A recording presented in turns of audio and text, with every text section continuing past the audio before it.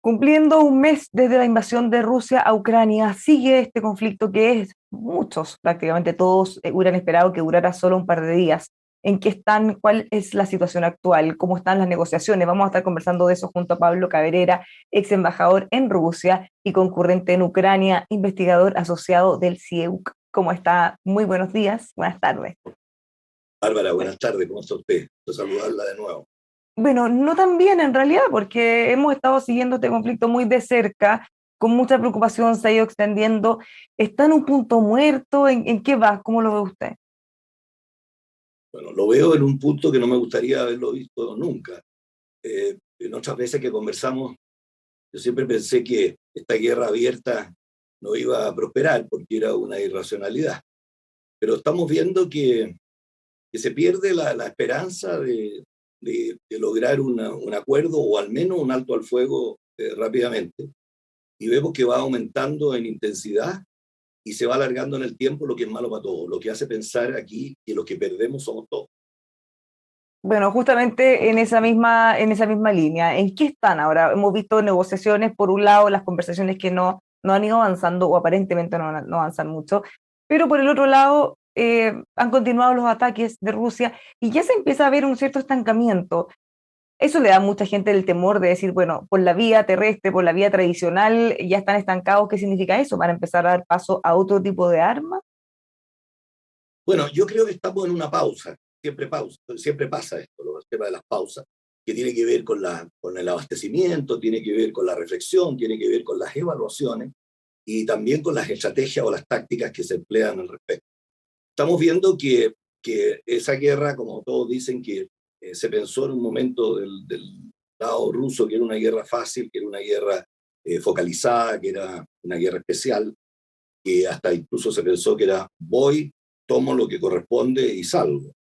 Pero hemos visto que esas situaciones son complicadas y se han complicado, sea por la situación de Ucrania, sea por el espíritu o el sentimiento de los ucranianos, sea por la reacción internacional o también por la efectividad de la sanción. Entonces, yo creo que sin entrar nuevamente a analizar las causas de la guerra, que las vamos seguramente a analizar cuando la guerra termine, y vamos a ver cuál es el cambio justo con las consecuencias, en la agenda, en la vida de las personas y en la relación entre los estados. Yo creo que aquí se está dando una situación muy importante para ponerlo en el contexto de un mes, ¿no? De un mes de invasión. Yo creo que aquí hay que analizarlo de la perspectiva con la ayuda de la academia, los militares, la diplomacia, los políticos, todos, ¿no?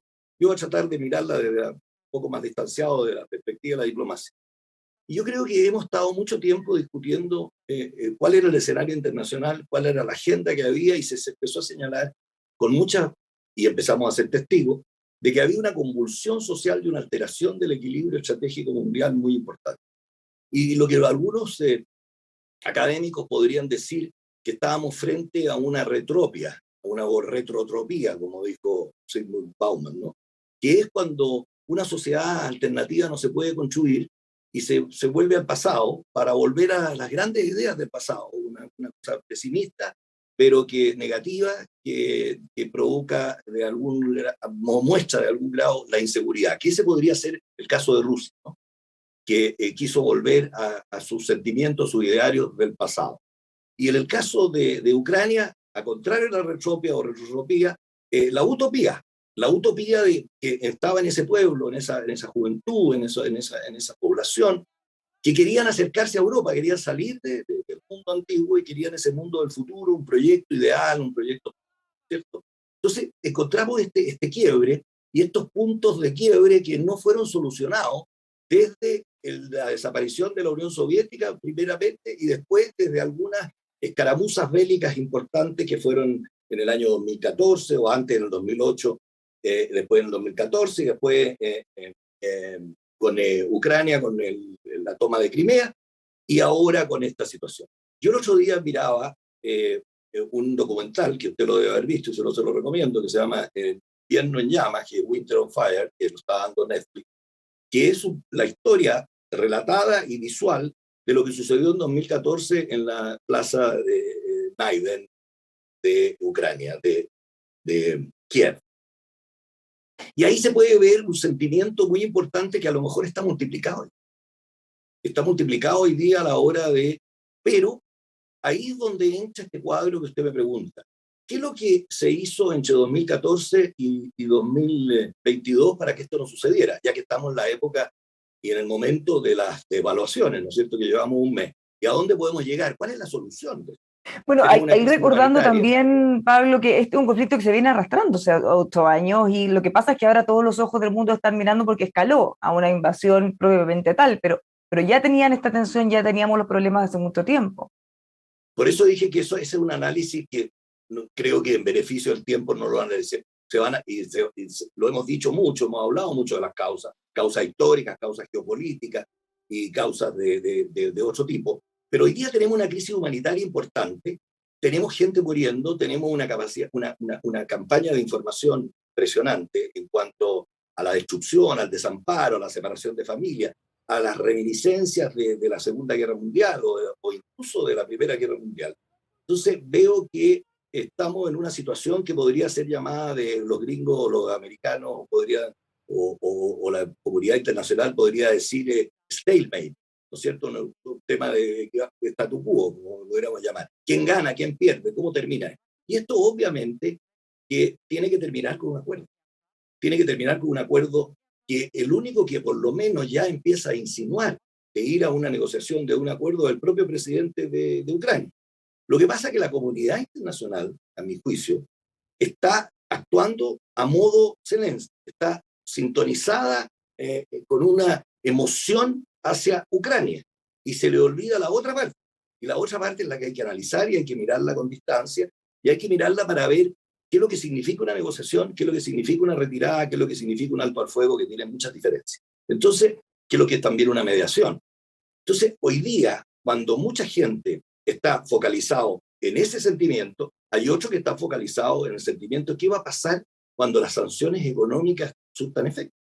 Porque aquí esto afecta a un grupo de países y de estados que son los que producen el movimiento mayor de los capitales en el mundo.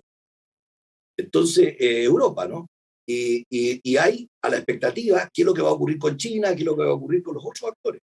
Ahora, el punto es que estamos mirando también con atención es cuánto de esas sanciones que se han establecido contra Rusia, y por supuesto con impactos bien duros para su población, también están teniendo impactos para otros países, incluso para quienes los han puesto. Nosotros mismos también estamos recibiendo muchos impactos negativos, entonces ¿cuánto tiempo más se puede resistir en el mundo con esta anomalía, digamos, en los mercados? En la medida que empecemos a entender un poco la mentalidad del otro, uno puede hablar y puede hablar de la realidad, pero la realidad tiene dos caras, tiene la realidad objetiva, lo que estamos todos viendo, y tiene la realidad subjetiva, lo que cada uno ve, y de hecho de la subjetiva, lo que ve el otro. O sea, hay que ponernos también en los zapatos de los rusos. ¿Qué es lo que están viendo los rusos de cara a cómo salir de esto? Y todo se está centrado en la personalidad del presidente Putin y no en el aparato o en la historia o en los sentimientos que se desarrollaron y en la estructura que se desarrolló desde 19, por poner un ejemplo, desde el año 2000 de que sube el presidente Putin a hoy día, para poner una fecha, ¿no? Entonces también hay que leer la simbología. Mire, yo por lo menos, ya que estamos cumpliendo un mes de esta guerra lamentable, irracional, yo veo que, fíjese que el 23 de febrero del 2014 sale del país Yanukovych, el presidente prorruso, y el 24 de febrero se declara ya Ucrania libre de Yanukovych y empieza a formar un gobierno el 24 de febrero pro Unión Europea, pro Europa, acercándose a Europa. 8 años después, un 23 de febrero, miren la coincidencia, un 23, que aquí hay que ver la relación y cómo estaba en el imaginario colectivo de los rusos y de la presidencia rusa. El 23 de febrero, el presidente Putin firma un decreto de reconocimiento a las repúblicas separatistas del Donbass.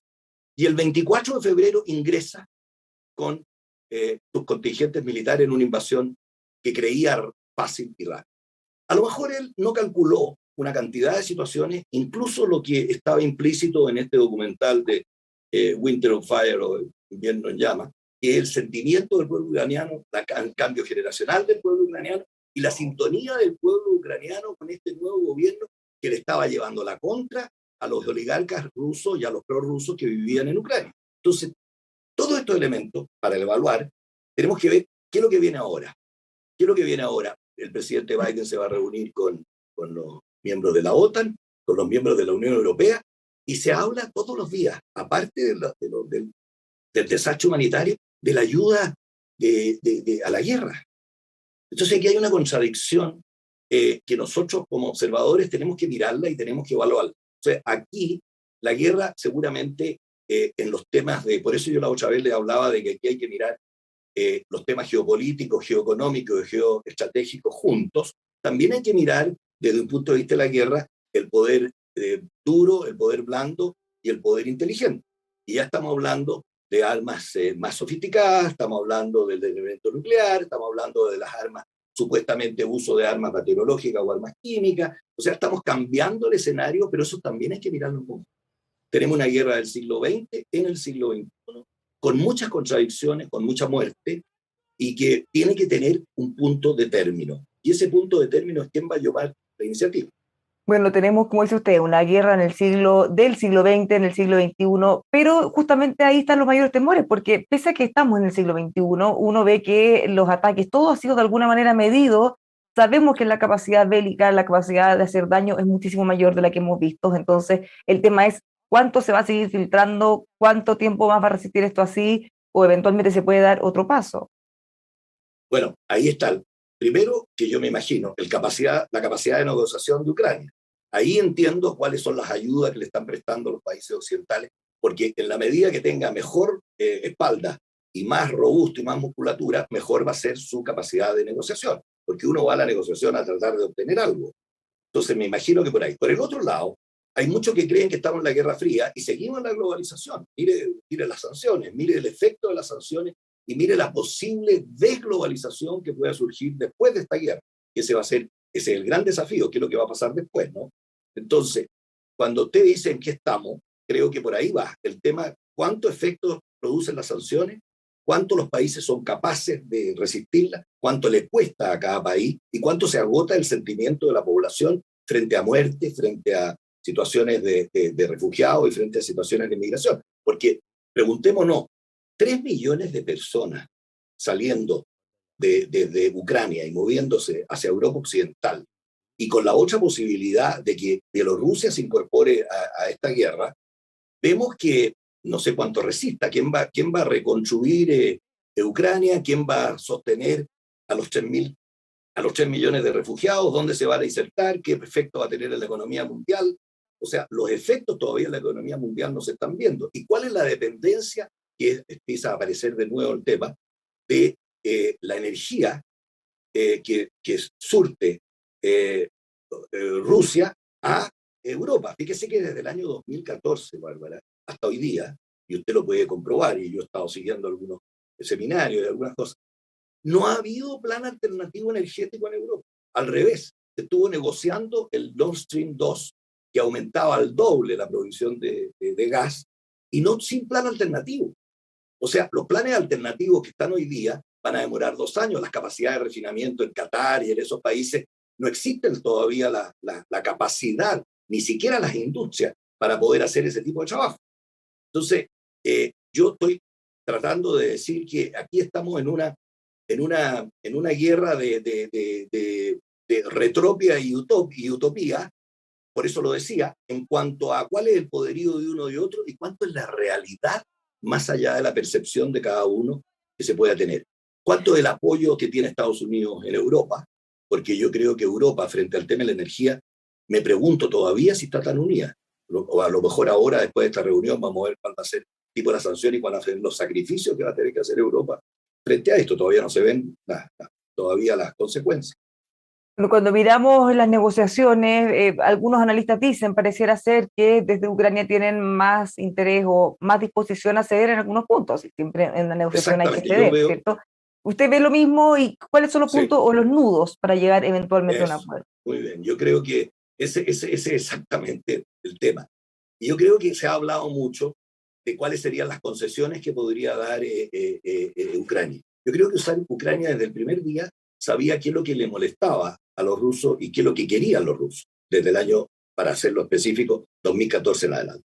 Los rusos querían un régimen especial para las dos repúblicas más industrializadas de Ucrania y un paso a Aguascalientes, que es Crimea, que ya se la habían anexado, aduciendo razones históricas, porque desde Catalina la Grande en adelante, y después con Khrushchev, como había sido la donación. Ahí viene otro símbolo. El 2054, Khrushchev le dona Crimea a Ucrania. El 2014, 70 años después, se anexa Rusia a Ucrania, diciendo que esa donación fue una donación de soberanía dentro de un Estado que hoy día no existe, ese Estado. Y de acuerdo a las negociaciones de Budapest, después de la desaparición de la Unión Soviética, le entregaron una calidad a Rusia frente a otro, una calidad de mayor Estado, el Estado nuclear, etcétera, etcétera. Entonces, eso una cosa. Lo segundo es la eventual neutralización de Ucrania, que eso significa, eso tiene mucho impacto en Europa occidental, porque eso, una neutralización al tipo Finlandia de Ucrania, más allá de todas las aprensiones que tenía Finlandia en los primeros años de su neutralización, que tenía mucha influencia rusa, ¿no? Eso ha ido cambiando con la globalización. Pero esa neutralización significa un rediseño del sistema de seguridad y el sistema de misilístico, de todos los tratados de desplazamiento de los sistemas de defensa en Europa. O sea, eso requiere una situación mayor. Y ahí hay un desafío. Ahí va su pregunta, me parece muy pertinente para el desafío. Una de las consecuencias que ha producido esta guerra de un mes, pero con prolegómenos muy largos que hacían que era una crónica anunciada, que nosotros no queríamos creer, podía ser por ser el siglo que vivíamos, produjo una unión en Europa occidental inédita. Incluso un reposicionamiento de Polonia en Europa, dada su ubicación geográfica. Acuérdense que 3 meses antes o 2 meses antes de la guerra, Polonia era ya considerado casi como que se iba a retirar de la Unión Europea. Entonces, veíamos El punto es que nos decía el embajador de la Unión Europea en Chile, por primera vez desde que terminó la Segunda Guerra Mundial, ellos realmente se sienten en peligro o sienten que podría llegar a ocurrir un evento como el que estamos viendo. No era necesario invertir en armas, no era necesario desarrollar más la defensa, pero ahora, bueno, hay un antes y un después. Claro, y el otro tema que está implícito en la negociación es el valor estratégico de Ucrania, del territorio ucraniano. Y yo creo que también ha mandado algunos mensajes simbólicos Rusia.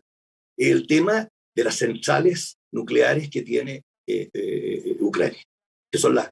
Ucrania además es el país más grande de Europa territorialmente, tiene no tantas centrales nucleares como Francia, pero viene después, creo, el segundo país que tiene más centrales nucleares para el uso pacífico de la energía nuclear. Pero yo creo que el valor geoestratégico y geopolítico de Ucrania, más allá de la unión de dos civilizaciones, oriental y occidental, y dos sectores, tiene ese valor, el valor de la energía. Y yo creo que el valor de la energía es lo que está marcando el futuro de la negociación que se pueda llegar en esta guerra. Entonces, creo que por ahí también hay un elemento que Ucrania muy pragmáticamente tiene que utilizar, sea en su neutralización, sea en el tratamiento de autonomía a las repúblicas del Donbass, que estaban de partida establecidas por lo demás en el Tratado de Minsk. Finalmente, ¿a qué tenemos que estar atentos? ¿Qué cosas, hitos van a ocurrir en los próximos días que tuviéramos que estar mirando con atención? Mire, yo creo que hay que mirar la dimensión humana primero. Yo creo que aquí el tema de la dimensión humana se ha dado de una manera bien dramática y que tiene que ver también con el tema de los derechos humanos. Aquí se habla mucho como prioridad en la agenda mundial del tema de los derechos humanos. Y yo creo que cualquiera sea la negociación, la dimensión humana va a tener que estar integrada junto con el de la seguridad para poder solucionar y darle curso a la paz. La paz no es llegar y decirle aquí llegamos a la paz, hay que producir una cantidad de escalamiento de actividades y de negociaciones de confianza. Y las negociaciones de confianza, yo creo que si estamos a modo, el mundo está a modo Zelensky, perdón, creo que Zelensky puede jugar un papel muy importante y él lo está insinuando, desde mi punto de vista, modesto punto de vista. Creo que lo está insinuando pragmáticamente de dónde está situada Ucrania, cómo puede sobrevivir Ucrania. Incluso usó la palabra sobrevivencia. Usó la palabra sobrevivencia en un tema más extensivo que Ucrania, desde toda Europa. Pero obviamente que aquí el tema es patriotismo versus nacionalismo. También creo que el patriotismo que ha tenido siempre el pueblo ruso, que en algunas ocasiones deriva a un nacionalismo totalitario y a veces a xenofobia, yo creo que está muy presente en los ucranianos, el patriotismo. Y creo que ese patriotismo, nacionalismo, Europa, desde una dimensión humana, más allá de las negociaciones y más allá del impacto de las sanciones, tiene que tomar en cuenta a la hora de entrar en esta negociación, más allá de los desplazamientos y los cambios en la seguridad colectiva de Europa. Muchas gracias, Pablo, por conversar con nosotros. Por supuesto que seguiremos mirando qué sigue ocurriendo en este conflicto. Esperemos que el mes sea el mes del inicio del fin de esta cosa irracional. Ojalá menos que un mes. Muchas gracias. Los dejamos invitados a todos a seguir reflexionando sobre lo que está pasando, este conflicto tan doloroso aquí en emol.com.